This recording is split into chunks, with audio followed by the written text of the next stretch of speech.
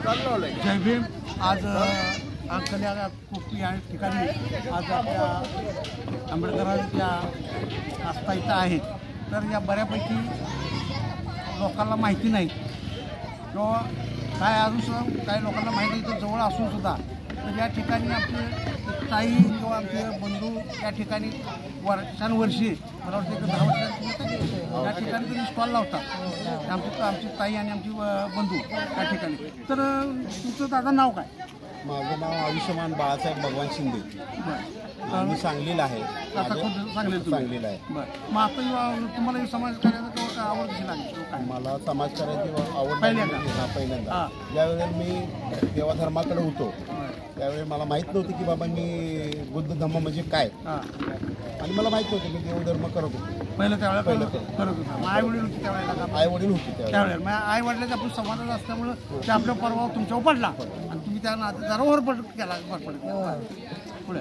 मग त्यावेळी नंतर मी बुद्धविहारामध्ये बुद्ध उपासक ते माझ्याकडे आले की बाबा चला एक कार्यक्रमाची पत्रिका दिली आणि मी चाललो बुद्धविहारमध्ये चाललो. तसं मला लक्षात आलं की बाबा बौद्ध धम्मच आपल्याला उद्धार करता किंवा आपल्याला पुढे निघायला मार्ग आहे. त्यामुळं मग मी देवधर्म पूर्ण हळूहळू पूर्ण बंद केलं. आणि मग नंतर मला एक विहारातले उपासकांनी म्हटलं की बाबा तुम्ही मामी आहेत त्यांना जरा झेंडे शिवायला द्या, पंचशील झेंडे. मग पंचशील झेंडे मी शिवले आणि त्यापासून मला वाटलं की बाबा आपण पंचशील झेंडे करत करत आपण दुसरा पण बाबा आपल्या बघा एखादा विषय सुद्धा कसा आहे बघा. एखादा देवाच्या मार्गाला जात असताना आई वडिलांच्या यांच्या संगतीनं गेल्यानंतर सुद्धा तिने बौद्ध धर्माची जरा माहिती घेतल्यानंतर तिने सुद्धा ती साईट मारून बरोबर बौद्ध धर्माच्या मार्गावरती आले. तरी हे आले सुद्धा म्हणजे काय वाईट नाही किंवा चांगला आहे. एखादी चूक सुधारणं हे सगळ्यात चांगलं आहे. पण चुकीचं असून माहिती असून चूक करणं त्याला सगळ्यात फार मोठी चूक आहे. तर तुम्ही दादा असं चांगल्यापैकी तुम्ही मार्गदर्शन केलं. तुम्ही असं पुढं कोणाला केलं का मार्गदर्शन? मी करतोय की असं वेळोवेळी करतोय मी. कसं आहे माहिती काय आपलं म्हणजे तुमच्यावरती पहिलं जे बर्डन पडलं किंवा देवा धर्माचं असं एखाद्या आपल्या बौद्ध बांधवावर आहे किंवा एखाद्या आपल्या भगिनीवर आहे तर अशी एखादी भगिनी तुमच्या पुशी आली किंवा एखादा आपला भाऊ आला तर तुम्ही त्याला मार्गदर्शन कशा पद्धतीने करू शकाल? मी कसं आहे माहिती का आपण जास्त जबरदस्ती न करता बाबा बुद्धविहारामध्ये नेणं किंवा कार्यक्रम वगैरे आहे असं सांगणं, एकामेकाला सांगणं की बाबा चला या. जरी आम्ही 10ला 100ला जरी सांगितलं तर 10 येतात. मी तर 10 नाही तर 1 सुधरून मी माझ्यामुळे धम्माच्या मार्गावर लागू दे. त्यामुळे मला ओढ आहे बाबा. म्हणून बौद्ध साहित्य विक्रीचा व्यवसाय मी निवडला. बाबा हळूहळू पुस्तक कटलरी वगैरे आपल्या मुलांना मिळत नाही. वेगळं काहीतरी काळा दोंडा बांध किंवा काहीतरी बांध किंवा देवीचं बांध असं करतात ना. त्याच्याऐवजी आपलं बौद्ध धर्माचा प्रसार करत आपण बौद्ध धर्माच्या मार्गावर लोकांना आणायचं. कारण व्यसनाची झालं हां असं आहे. बस ताई तुम्हाला ही गुढी कशी निर्माण झाली किंवा समाजकार्याची? म्हणजे तुमच्या आई वडिलांकडे होतं त्यावेळेला तुमच्या म्हणजे त्यावेळेला तुम्ही देवच करत. मग तुम्ही यांच्या आपलं लग्न झाल्यानंतर मग तुम्ही मुली झाल्यावर विहारात 3 वर्षाचा वर्षावर चालू होता ब्रह्मदीप बंदिनीचा.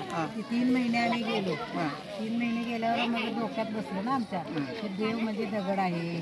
ते दगड काय करणार आहे आपल्याला? ते स्वतःच उठून देवात दिवा लावत नाही. आपली काय ती रक्षा करणार आहे आणि आपली इच्छा पूर्ण काय करणार आहे? बाबासाहेबच आपले तारणहार आहे. बाबासाहेबाकडे वळलं पाहिजे. बघा ताईची सुद्धा किती अगदी लाख मोलाचा विचार आहे. मी मग माझी बहीण सुधारली. बहीण माझी सुधारली. आपल्या बहीण सुधारली. आता आई वडिलांना बी सुधारली. बरं. मग आता एखादा समजा इथे स्टॉलला तुमच्या एखादा मुलगा असं लहान बाळ आले तर बाबा मला ते काय हातातलं वस्त्र पाहिजे किंवा मी तसं देऊन टाकतोय. हा तसं आता त्याला पाहिजे धम्माचं बाबासाहेबचं मग मी तसंच देऊन टाकतो. तरी सुद्धा बघा आपली भजनी कशी आहे एखाद्या सुधरावं म्हणतोय विचार एखादा चांगल्या घडावं किंवा लहान मुलगा चांगला कंड वगैरे दुसरं बाकीचं बांधण्यापेक्षा हे काय म्हणजे ध्यान करतात तरी यांचं सुद्धा म्हणजे काय कमी नाही. तर दादा आता तुमचं दोघं तुम्ही स्टॉलवर बसता मग त्यावेळेस स्टॉलवर काय फायदा नफा तोटा असं काय? एकीकडे फायदा पण होतो आणि एकीकडे नुकसान पण होतं. एकीकडे आम्ही 70-80 किलोमीटर गेलो तरी पण आमचा पेट्रोलचा पण खर्च निघत नाही असं पण होतं. मी त्याला खरं मी जुमानत नाही. कारण का आज नाही उद्या आपले बाबासाहेबांच्या मार्गावर येईल किंवा बाबासाहेबचे विचार नेतील किंवा वस्तूचे हे संग्रह करतील असं वाटतं आम्हाला. बस मग आता सांगा एखाद्याला आता आपलं पुस्तक पाहिजे किंवा एखादी तुमच्याला आता ती उपलब्ध नाही म्हणजे एखादी वस्तू पाहिजे पुस्तक पाहिजे तर तुम्ही आम्ही तुम्हाला कसा कॉन्टॅक्ट साधायला तर तुमचं नाव आणि तुमचा कॉन्टॅक्ट नंबर हा सांग. आमचं माझं नाव बाळासाहेब भगवान शिंदे आणि माझी मिसेस रंजना बाळासाहेब शिंदे. हे माझा नंबर घ्या 93 70 70 99 45. माझ्या मिसेसचा नंबर आहे 95 52 39 64 02. जय भीम. जय भीम.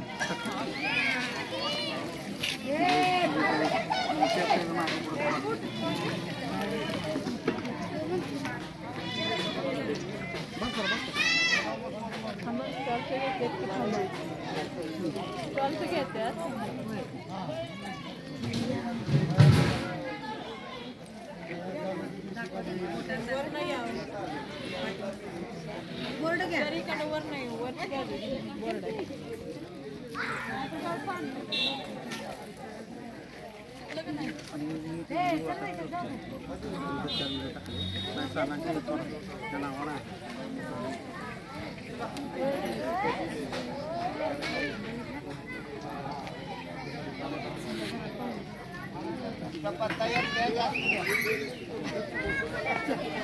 चला की आता जाऊया.